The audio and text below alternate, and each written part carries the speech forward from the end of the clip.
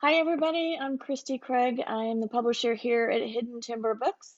I want to welcome you on this Sunday afternoon slash evening, wherever you are located, for our last small press author reading for this season of 2021. And I'm thrilled to have Yelina Moskovic here to talk about her new novel, A Door Behind a Door, which is published by $2 Radio. And just a little bit about $2 Radio. They are in Columbus, Ohio. They're an independent publisher. They run an independent bookstore and vegan cafe, which sounds really cool. They have had books honored and recognized by the New York Times Review and the National Book Award. It sounds like they've got a lot of great, cool things going on. So you can definitely check out their website, which I'll put their link in the chat, and then you can also check out A Door Behind a Door there as well. They also manage a film production arm, which is called Moving Pictures. So they are all around doing some wonderful things for authors and artists.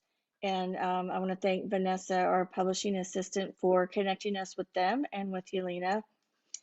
So Yelina Moskovic, a little bit about her. She was born in the Ukraine, the former USSR, and immigrated to Wisconsin with her family as Jewish refugees in 1991.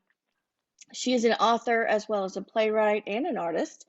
Her plays and performances have been produced in the US, in Canada, France, and Sweden. She has written for Vogue, Frieze, Apartamento, the Paris Review, and more. She is the author of The Natasha's Virtuoso, which was longlisted for the Dylan Thomas Prize, and now A Door Behind a Door.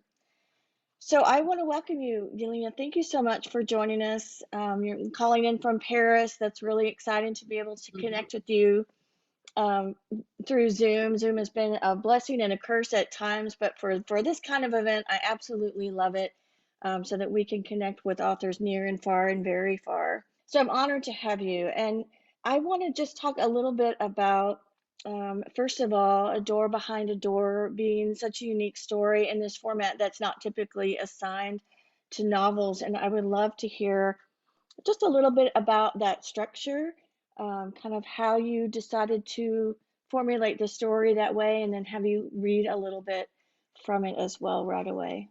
Sure. Well, thank you so much for having me. And I likewise, I'm very excited to be able to, break the speed of light and be in places everywhere in time. And especially with this book coming out in the States and me not being on that continent. So, um, yeah, so the structure of The Door Behind a Door, I don't know if you want to pop up just, a page from A Door Behind a Door. Just, I think visually you get an idea quite right away from like about sort of the fragmented structure. It's my, I guess, inspiration would be novels in verse, and I grew up when on with the Russian literature heritage, so there is a lot of Pushkin and just a lot of like the that like structured kind of taught poetic language on a page.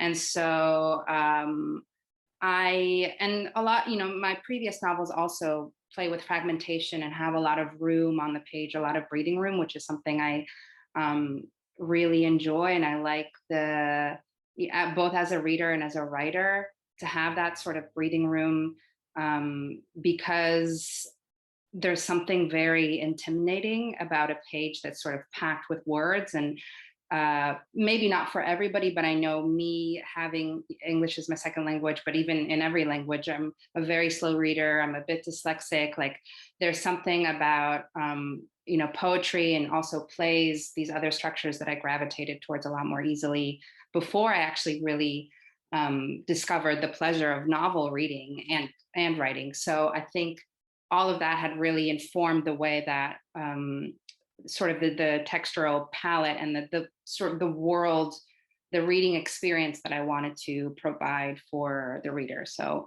it's a lot, I'll read a section, and it plays a lot with rhythm and with sort of the percussion, or like the footsteps of language, or having that feeling of language kind of walking towards you. So I don't know if you want me to kind of go into a reading. I was thinking of reading the first couple pages to give everybody just a a quick taste of the book, and then we can continue chatting. Yeah, that would be great. Thank you. Um, okay, so this I'm actually just going to read the first couple of pages of the novel, and it's just to set the scene a little bit. It's uh, written from different perspectives, but it starts with the perspective of Olga, who had sort of an atypical murder happen in her building when she was very young in the Soviet Union, and then moved to America and started this life in America. And everything is going well. She's living with her girlfriend in love, like really has settled in, and then gets this phone call out of the blue from the boy that committed that murder a long time ago, who seems to somehow have located her. So that's sort of the setup, and this is the beginning. Nikki, Nikki, Nikolai, floor 6. I was a fat baby. I was lying in my crib like an egg yolk. The old lady was upstairs on floor 6, her dining room above our bedroom. She dropped to the floor and made our ceiling lamp sway. Oh no, oh no, oh no. There was a punctured scream. It wheezed. It lacked its high notes. It fell out of her mouth like a dog's tongue. The boy, his footsteps were as soft as rain, and scared and stupid down the stairs. Goodbye. She was left to lie there, 3 wounds, her head flopped against her forearm, leaking. Floor 5. Nikolai Nishishlivy lived on floor 5 like us. He was much older than me, but also far from adulthood, mulling, teenaged. He must have had a groin filling with pubic hair, a mother with eyes that could mourn raspberries, no father, and a street dog he was supposed to leave alone, Vaska. He snuck him in and gave him meat bones and let him sleep under his bed every now and then. Listen, like us, they were nothing special. Everyone knew, but the old lady, she was different. She was good. I'm sorry. I can't say her name. I'm afraid it'll call her back from the dead. No one who has left this world unjustly comes back with a clear head. Let's just call her the old lady, okay? Misery had already come to her. She wore the black veil for her one and only son who drowned in Odessa at age 10. Her husband had just passed a couple years before, an immune system anomaly. They say men leave. They say women mourn. She lived our proverbs. But you know what? She didn't grow bitter. She didn't become hard. She continued to look fondly at children because all children were innocent in her eyes. Even the child who accidentally horseplayed her son to death that August years ago, even the one who would grow up to be the poor soul to stab her thrice. Nikki, Nikki, softness. How long must we carry it as affliction? Speak up. Nikki was 14 when I was just over a year old. I watched him from my mother's arms with my globular brown eyes. He was cuffed. He was smacked around by the militaire, the cop. His mama ran down the stairs crying. Mama's tears. He's just a boy. He's just a boy, but boys don't stab old women once, twice, thrice. That, my daragaya mamasha, is intentional manslaughter, the cop said. But he didn't mean it, she's crying. Of course he didn't mean to. Just ask him. She's spreading her fingers wide into the officer's face. It was an accident. The cop turns to the boy. He pushes him against the railing. He says, speak up, Malchik. Did you mean it? Bad boy. Nicky was a bad boy, and he went to prison to become a bad man. Thank you. So I'll stop there for that little initial taste. Yeah, thank you. That's a great introduction into the novel. First of all, what I noticed when you're reading is that you mentioned the stabbing, that it's 3 times. You mention it, and so there's a question about why that number is important, and then you talk about saying her name and not saying her name because it might call her back from the dead, and then later speak up. And so there's a lot about talking about the languages, what is the languages, the names, what's spoken, what isn't spoken. And when Vanessa read through the book, she noticed a lot about the translation, what's translated and not translated. So all of that sort of can be asked just based on that one excerpt alone. Yeah. Is there something that a place that you would like to start with those questions? Sure. I think that there is a play between, you mentioned the mathematics, but what is quantifiable and what is not quantifiable, in terms of our understanding of our emotions and our understanding of how we fit into the world. And so there is this sort of, there's these like literal symbols or like this literalacy that comes out that creates, I guess, a sort of surreal feeling. Like later on, there's a sort of a supernatural dog that, speaks without speaking. But I think that the sort of mathematical stabbings, so there's a lot of kind of, I would say, more rhythmic themes that come throughout that seem to be, adding up or subtracting within themselves. And I think that is also speaks to the way that the story is constructing itself and the way that the way that it's sort of searching to not necessarily have this traditional linear structure where 1 + 1 + 1 and then you get to the end and you add it all up, but that there can be advancement in omission, that there's a play with, what is said, what is not said, what can be quantified, what can't be quantified, and that question of quantifiability, even though it seems a bit separate or scientific, it actually is at the heart of our narrative, because what we quantify, that in turn, um, gives us a sort of sense of credibility for our experience. And so often, it's very, very hard uh, to find credibility for things that are traumatic, because they don't have the same sort of quantifiability as other events that are measured and divided and et cetera by this already the pre-existing societal narratives. So I think in that, it's not only about kind of finding a different structure of storytelling, but also a different structure of storytelling because the stories that are trying to be told can't speak or don't feel comfortable speaking in the ways that other stories have been quantified. Thank you. I love that. I love what you said about advancement in omission. I think a lot of people forget about that when you're writing a novel or anything, that it feels like initially you've got to put everything out on the page, thinking that's the way the story is going to move forward or be revealed. And there's a lot to give credit for in just leaving blank spaces and letting the reader kind of fill in those spaces or follow along in that way. And so, Yeah. um, Yeah. yeah, I think, yeah, go ahead. No, absolutely. I think it's something. I also teach creative writing at the University of Kent, has a master's program here in Paris, and I think one of the hardest things for even kind of emerging writers is this question of, not even the question, but the difference between the author's lucidity and understanding upon the character's situation and the experience of navigating a certain situation.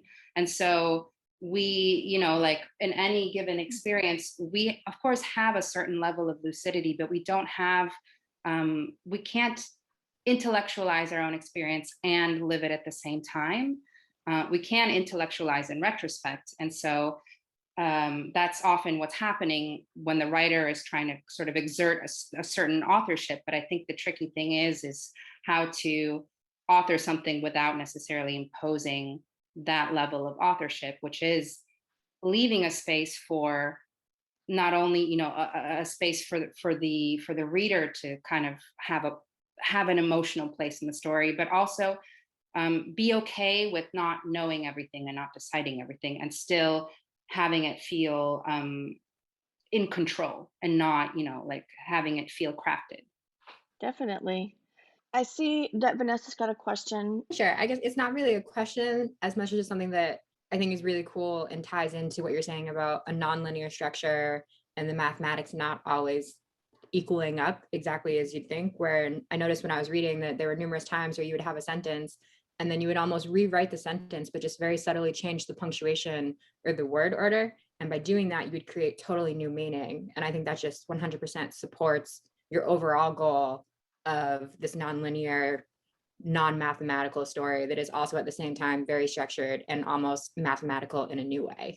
Actually, that's really interesting. It's true that I was playing a lot with sort of language and how the slipperiness of language to have different meaning depending on just like the slight shifts, um, which is also so, I don't know, it feels like all these things, like when we talk about it, they feel like super experimental, right? So you might be describing this book and it's like, oh my God, this must be so quote unquote avant-garde or hard to read or difficult. But actually all these things, like they're so close, they're so akin to our everyday, actually realistic experience. Like these small shifts, like we all know the difference between, hearing I love you in just slight different tonality and understanding that there's a world of difference in that, switching that like switch of tonality.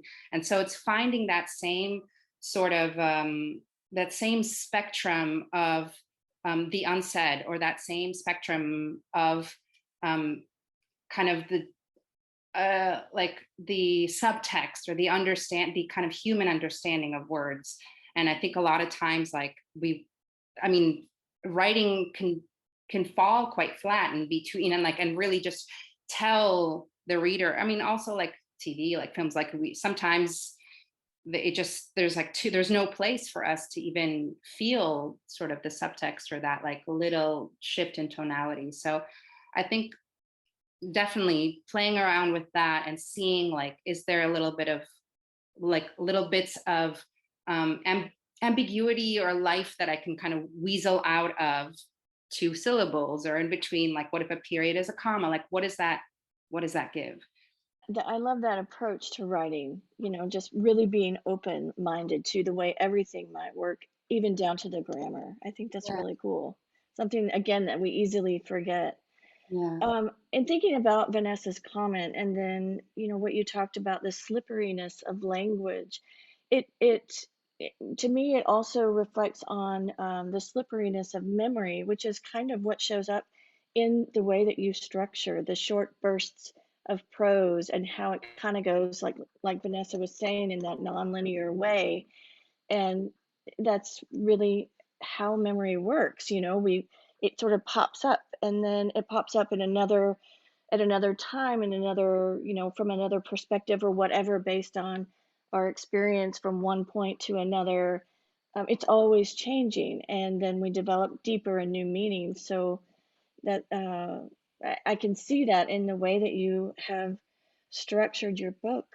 I think yeah. that's yeah, just Absolutely. it's I think also like memory, just even on like, like a one, like on a almost an anecdotal level, like say just on my life, like not even farther than my life, how I understand my own past, that is basically the container of how I see myself. And so that's like, that is my essence of myself, is sort of the way that I'm trusting my own memory in a sense. And those little shifts that we have like in a lifetime, whether, people choose to, on a small level, to go to therapy, or on a national level, when there is a government that decides to acknowledge a certain wrong, a certain criminality that has happened in the past, that's also a re-rendering of memory, and that completely reshapes, that like, whether it's an individual or a communal body. And so I think that because this story is sort of happening between this kind of Soviet past to this American future, there's something about the sort of reshifting of a memory, and how do I not only want to, okay, I want to remember things differently, but how do I kind of unlatch myself from this inheritance from this sort of history, and how do I make certain changes that I know not only change, the way that I'm experiencing or living this world, but that can be kind of the communal body, national or historical changes. That all brings me, I think, to another question here that we have about, and I'm just going to read it because it's a great question. The novel poses interesting questions around the human body and soul and the ideas of containment, which you just brought up, and the lack of containment. And I'm wondering how, if at all, your work explores the idea of that universal body, which you're kind of touching on in that last response, and what that means for the scope of your work. And I would guess not just your work in this particular novel, but your work beyond that as a playwright, as an artist. Yeah. Well, I think so. The other kind of theme that's throughout the book is violence. And so, like, violence on a very kind of anything from microaggressions to just this embedded sort of more systematic or institutionalized violence. Um, but in a way where this continual violence that sort of leaves no trace. And I think that's the violence that I was really interested to talk about. And there's it's this, like, for example, Nicky, when he's young, he's always getting beat up, and he has this moment where he's like, lying on the floor like a zodiac, and all the kids are just like kicking him from each side. And it's this almost like cosmic, this almost like esoteric symbol moment. And then, he says, like, I don't understand, like, what is this obsession with, who hits who, like, when it doesn't matter who smacks or who gives the smack. We're both the smack, in a sense. We're both that kind of that aggression. And I think it's throughout, and him really navigating a lot of childhood violence, and then very young, like, no, that's the whole mystery, is no one knows why he, this boy that was a very good boy to a single mom, and yes, was getting picked on all the time, but wasn't aggressive at all, just like walked upstairs and killed and stabbed an old lady who was also like the sort of the angelic woman of society. She's the one that, despite all this suffering, remained kind and patient and compassionate, and didn't grow bitter in terms of her circumstances, which were quite bitter. So yeah, I think it's this, without not like without seeking any explanation, because it's not necessarily about an explanation. It's just about trying to sort of get closer, like almost on a sensual level, to really attune to what, like, the frequencies, the textures that are happening in these enigmatic, violent moments. Because I think especially the enigmatic or the unexplained violent moments, the ones that we, that were like, what, how, why, are connected to a profound human mystery in us, a profound mystery, a profound secret that all of us have. And I think it's that secret that is sort of like the palpable power of a human. And when it's misunderstood, when it's not attuned to directly, it does kind of it does go the grotesque way, in a sense. And so it's exploring that. Yeah, I think it's even though it's a novel and it's fiction, it's certainly a reminder that, like you say, we all play a part. We're not just sitting on one side or the other. It's that interchange between us as humans and even as a society that, sends us where we are today, pretty much. Yeah. Would you like to read another excerpt for us? Sure, yeah. So I will read, this is a bit farther. So this is, when Olga is at home with Angelina, who's her girlfriend that she loves very much. And she sort of says, like, this woman sort of saved her. She's like an angel, that's Angelina. And this is a moment, she basically has dinner with Angelina and her family, and there's something off, there's something going on, and she just can't, she's very, very quiet during the dinner. And it's sort of this like mysterious, a bit surreal moment that when she gets back to the bedroom, she's kind of trying to like sink into her silence. Like, why can't she really speak up? So she's in the bedroom with Angelina at home. Back in our bedroom, I feel more like myself. I'm not in my words. I'm in my t-shirt and underwear. I take off the t-shirt. I take off the underwear. I'm naked. You don't need words when you're naked. Angelina's wearing pajama shorts and a camisole, satiny like her voice, satiny, her thigh and her shoulder. She glances down at me, curled around her knees. She knows what I want. She smiles with the knowledge, what I want. She leans over me and lowers down. I'm arching my face up. Then we are kissing, just the lips, just touching lips, light kisses, doves. First we kiss like doves above the flood. Earth, land, home. We slide our tongues into each other's mouths. What I want to swallow her tongue. I want what I want to fill up her mouth. Down, to pour my own long, heavy breath down her throat. Up, the tips of her hair, the tips of her fingernails, the tips of her nipples, our heat converging. It's a miracle that we are both so wet and alive. Sleep. It's the third degree of night. My eyes open, my phone buzzing on the nightstand. I grab it and paw my way out of the bedroom so I don't wake up Angelina. Enough is enough, I whisper into the phone. It's urgent, he huffs. I find my pack of cigarettes and my lighter. What is it? I throw my long blue coat over myself and quietly pull open the glass door to step out onto the balcony. It's dark and watery outside. My skin prickles and my shoulders shiver involuntarily. It feels good to be naked in my slouchy blue tent of a coat, my bare heels on the cold slab of concrete. You've got to come and meet me, Nikki says. I don't have to do anything you say, I tell him. Listen, Olga, listen to me. I'm leaning on my elbows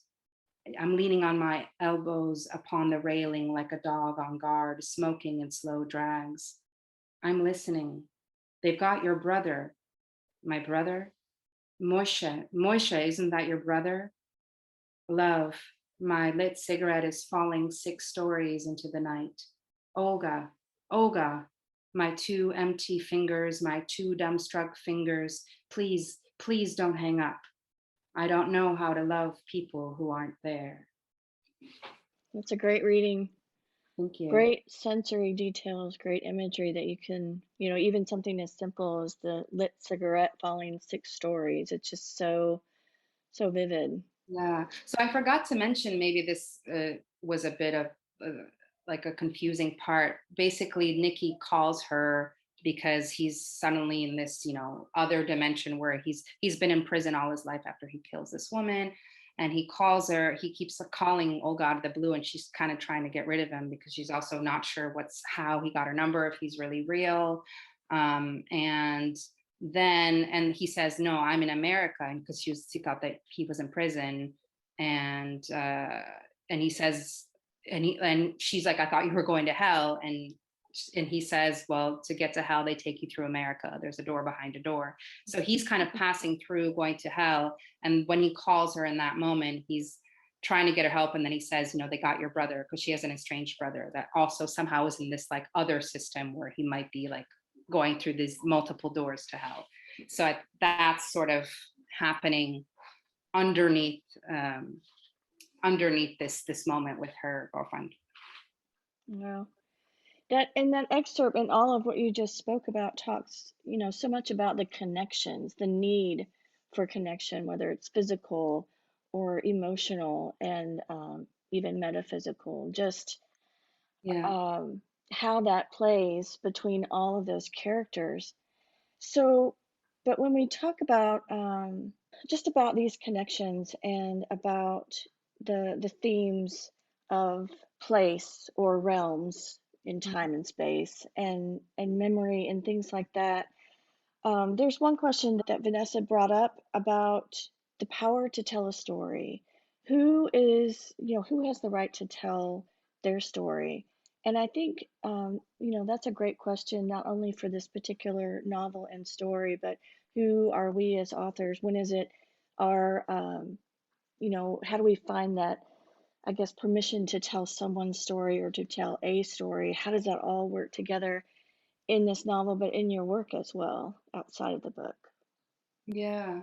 Um, I have to say, don't, I know that I personally don't even really put too much thought into that sort of permission, whether or not like that. But I know that that can be a bit of a stumbling block for other writers. But I think for me, it's a lot about like once I'm entering in a world, I'm already, it's almost like the velocity of it, it's too late. So it's more like, okay, well, I'll pay the price after it's done. But I'm not hesitant to go into the story. And I think, often I think all three of my novels actually play with different perspectives, and kind of it's like the camera keeps like turning around and switching perspectives. So because that's quite malleable, I feel like there's not already there's sort of a fluidity and perspectives and understanding, and it's not only between the characters, but it's also this sort of more philosophical space where there's what's happening on Earth, and then there's this resonance of like hell and heaven that are happening at the same time. So I think for me it's not so much about permission, but um, it's about a decentralized sense of story. And I think that is, in a sense, it is political, because it's, you know because we are sort of changing the perspective or uh, the hierarchy or the credibility of like which story is, deserves visibility or deserves to um, to not only like be heard but be remembered, which is a whole nother currency, like to be part of a cultural heritage. But yeah, I think it's about like I think it's about really finding attuning to a voice or a life in various ways, and sort of seeking to give an experience of this circumstance or this life in a decentralized way, which I think does sort of have that political resonance, but it's also a bit my natural approach. So I think maybe that's why I'm not thinking as much in terms of qualifying sort of the camera angle that I'm placing. Yeah, that makes a lot of sense. I just keep hearing those great themes of speaking up and what you just said, attuning to the voice and the experience and allowing all of that to come up and come into play.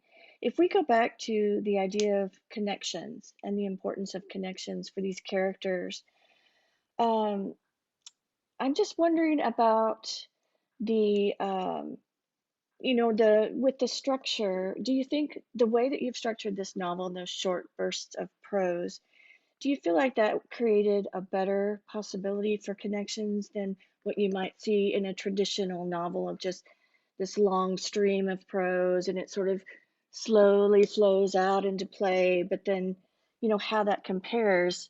Do Yeah. you think that how does that feel for you?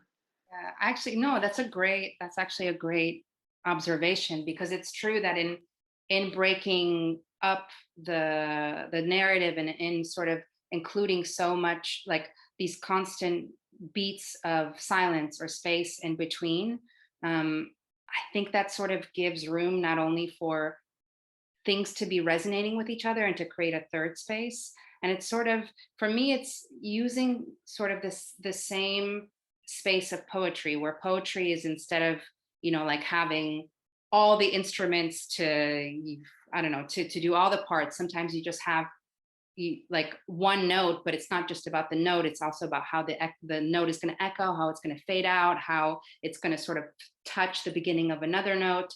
And so it's this more very kind of precise attunement. And so that's why poetry is often speaking on a more, on a more eternal level. It's not anecdotal. It's not as anecdotal as prose, because prose can, we have this, thinking of prose is just kind of telling the story, placing, set the scene, all the things that we learn in like basic or writing classes. But I think that we often forget, I was saying, I think before, I don't remember with who, but that there's the Greeks had, multiple conceptions of time, and one of the conceptions of time is that the right time, like the right time to act, like so there's eternal time, there's the present, the like more ephemeral time, but then there's that time, like when you're in the right place at the right time, that type of time. And I think poetry functions on that type of time. It always, the word lands and it acts right when it should. And I think my sort of either ambition or interest is to work with prose in the same way, that the words land exactly where they should and they're arriving on the right time. And there's not kind of that stumbly, like, oh, we'll just, like this sort of more anecdotal writing. And that's why it's a lot more taught. It's a lot more sort of simplified, but it's also, it is, like we mentioned earlier, it's a lot more mathematical, because I'm really trying to like create this register where everything's sort of hitting at the right time, but the right time also means it includes not only itself, and this is like maybe goes back to the decentralized story, not only itself, but the effect that the self has, like the kind of our own resonance. So it's not just me, but it's also like me as a note when I echo in and when my sound touches another human being. And I think that's sort of the white space, and that's the space where the reader or the other or whatever, the meeting point between the person that's coming in. Yeah. Just listening to you talk, it's almost, that the reader's experience is part of telling that story, is part of learning about that story. And what you were saying, it's like, as a reader, you kind of incorporate that process of exploring the self in a way that, we carry that forward in our own lives and start thinking about how what I say, the notes of what I say touch on the notes of the next person. So it's very cool to see that in a work and how that connects to our everyday experience. Yeah. I love too what you said about words land where they should. They arrive at the right time. And there's this aspect of translation in your story, of translating and not translating, and happening at certain times. And so, when do you make that choice as an author when you're writing this story to, when you talk about words landing where they should, is that something that happens organically for you and then you go back to revising and see what's working and not? Or is it something that you consciously make a decision of as you're writing, that this is a part I do want to translate, or this is a part I don't, or this is a part I do want to leave on the page, or this is a part that should definitely become white space alone? Yeah, I think I definitely, edit as I write, and I spend a lot of time, like I move forward slowly, but once I move forward, that thing that I've done is basically going to stay as it is. And so like because I'm doing so much editing as I'm writing, once I finally get that first draft, for me, my first draft is sort of like maybe this fifth draft of somebody else, because I've done so much of like going over. But in terms of the multiplicity of languages, I think part of it is just growing up speaking multiple languages. And even here, so my parents only speak to me in Russian. I sort of respond in this mixture of like Russian, English, and then even here now speaking French and having like friends a bit from everywhere. So you're always like, from here, I'm always kind of going between like English, French, maybe a little bit of Spanish. Like there's just kind of, maybe it's like this is the way that things happen in kind of like cities that are crossroads to a lot of like people from a lot of places. And so quite naturally, I would say like for me, I would be most at ease if I could just like switch in and out of languages rather than just speak like one full language and only that language. So that writing is quite intuitive, and it's kind of just like I let myself go. I think about, okay, well, if these are, these two kind of Russian immigrant girls that are speaking to each other sort of the way that I was, like, you want to speak in English, you're speaking in English, but every now and then you're throwing in, you know, like the Russian words that you can't really like that you need that Russian word. And I think like something that's really, you know, great in America is I feel like there's that exists all the time. There's always kind of like there's that English and then whatever other languages and like that are being, you know, added in. And that's why I think I really like American English, because it's sort of like it's not patrimonial like the way that like French is very closed. It's very like there's like an Académie Française that has to like approve like a new word to be added into the French language, and it's like a very big deal. There's like a court system, you know, whereas American English, it's like the most, it's even I think broader than, you know, British English. And there's this not only like pop culture but these foreign words that go into it. And I really love like this language that can hold so many meeting points.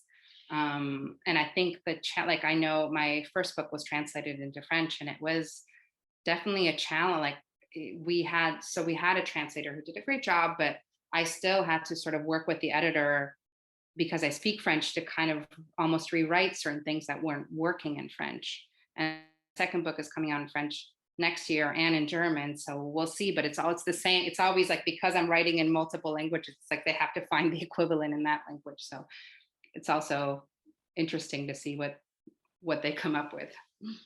I recently, I can't remember where it was, I watched some video about the origin of the dictionary and how it started. And it used to be, I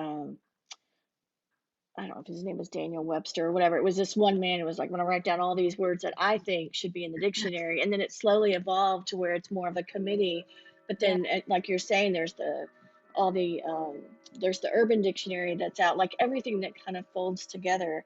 And I think I agree with you. I think that, I mean, that's kind of the heart of language, is that it has that freedom to continue to morph and grow yeah, according to the way that society is changing or evolving. And yeah.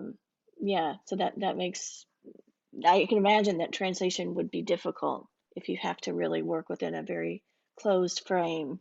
Yeah, but also probably a bit exciting. And I think like you know, in terms of the French literary scene, I know that contemporary authors are actually quite ready to break the mold a little bit, because the French language, like the Latin languages, they're just really codified and they're quite strict. And you can't, like in English, you can propose quite a lot, but in French, like you won't even be published. Like I don't know how to describe it, but it's, yeah. So I think that there's just like a communal sentiment in the various languages, that they also want a language that can represent also their this new way of understanding ourselves and the world, which is not as limited as the language that we inherited to be able to express ourselves. Well, we have about, not quite, I mean, a little bit more than 10 minutes, but I Yeah. would love to hear a little bit more about you as an artist, and how your work as an author, an artist,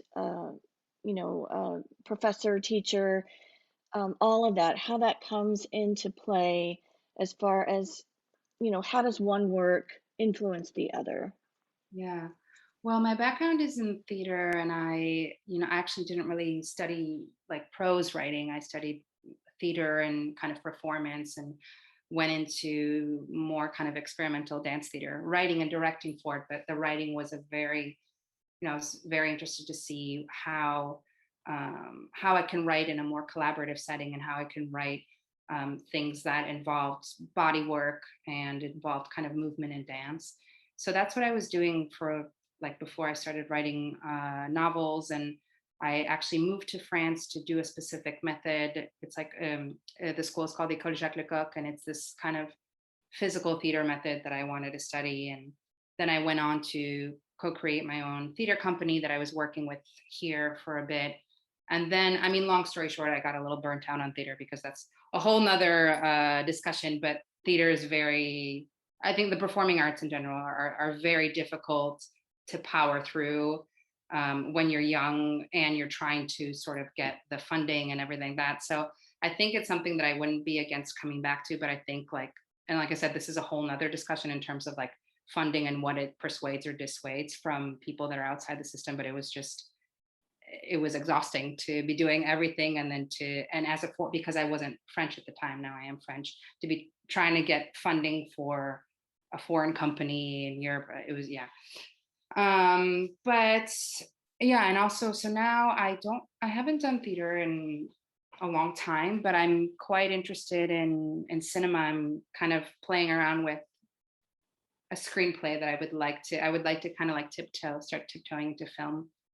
But not like, I feel like for me, books are their own experience, and I don't think I can ever stop writing them. But I think that there's this sort of just about this sort of more group or performative, like group performance passion and ambition that I have, and that I find really nourishing.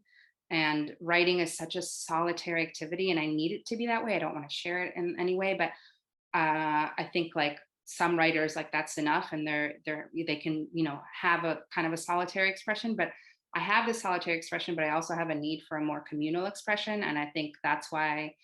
And even the visual arts, because I paint and draw, but it's still quite solitary. So I think that's why I'm kind of curious about reconnecting with like a parallel collaborative process. So I continue to write, but also sort of see this time with cinema, what I can do there.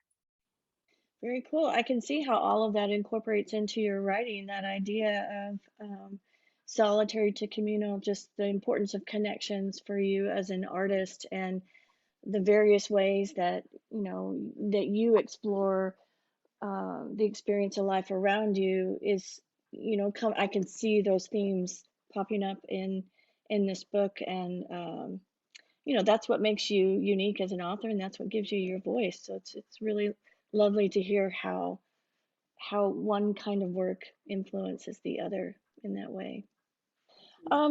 So Vanessa, I just wanted to ask, do you have anything that you would like to add or ask for Yelena before we say our farewells? Just really, it's really cool to hear more about your background, just to know that you kind of started more with playwriting and theater, because I can see how that directly ties into the style of this work. Because when I was reading it, I think I did say probably, I stopped 5 times and went, how in the world did she conceptualize this and just keep track of all the pieces? And like, I feel like it would have been really confusing even as the writer. But knowing that you come from that background where, like, if you think about reading a script for either a screenplay or the stage, that it is kind of parceled out and broken down like that. And so knowing that you come from that background, I can imagine that it was a little bit easier to kind of think that way with a novel as well. Yeah, for sure. I think I mentioned it that growing up, I read mostly plays and poetry. I didn't really get into reading novels. I was really intimidated by novels because I learned English late, and then I was a slow reader, and then I also don't read very well in Russian, or now, French is not like it happened later, but yeah. And I think so there was something about like reading plays was just a lot easier because it's like dialogue, and then it changes scene, and it's true that when I'm thinking about it, like I have some friends that work as producers in cinema, and I'm always like, how do you prepare, like they have to do all that, see who's needed where and when, and that blows my mind. But at the same time, they're like, you do the same thing in your head, and I forget about that. Like it comes very intuitively when I'm writing. Like I can leave off here, and then I kind of like everything, like I'm sort of like holding all the balls at the same time in the air. But yeah, I think it's something that like I can only do in the confines of my head, and otherwise I'm not even great at like multitasking, oddly enough. Like honestly, it's really amazing though, because even though these pieces they're not pieces, it's one cohesive piece, but they're almost written as individual pieces that then come together and are just part of a greater whole. But when you're writing short form, sure, it's easy to keep track of that. But when you think about, well, this is almost a 200-page novel at the end of the day, and you made the magic happen. So it's really cool. Yeah. Thank you. Yeah, thank you. Thank you so much for being here. I'll just say that, it's been an honor to have you read your work. I'm so appreciative to Vanessa for helping us all connect with you. Thank you again, Yelena, for being here on a Sunday afternoon, and for everyone who is here live for giving up an hour of your Sunday. And we hope to see you again. We're going to be pulling up some great events in the fall again after a bit of a respite this summer. So I'm looking forward to that. And you can find all of our past small press author reading events on our YouTube channel. So visit hiddentimberbooks.com and pop over to $2radio.com as well. Thanks so much. Thank you so much for having me. Thank you. Bye-bye. Take care. Bye-bye.